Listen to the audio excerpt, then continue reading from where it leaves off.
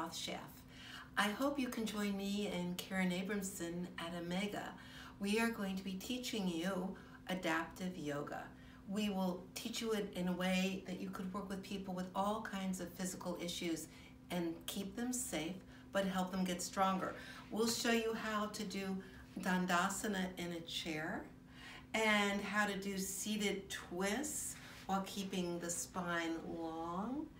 This program that we've put together is being used by nurses in hospitals. We give nursing credits, we give IAYT yoga therapists continuing education credits, and also credits to yoga teachers. So come and learn from us. We will be able to work with you for a weekend, for a 5-day program, or if you have time, come spend a whole week with us and learn how to teach yoga in a nursing home, in a hospital, or in a setting where people can feel safe. If you have questions, write us. And our email is at admin@schaffyogatherapy.com.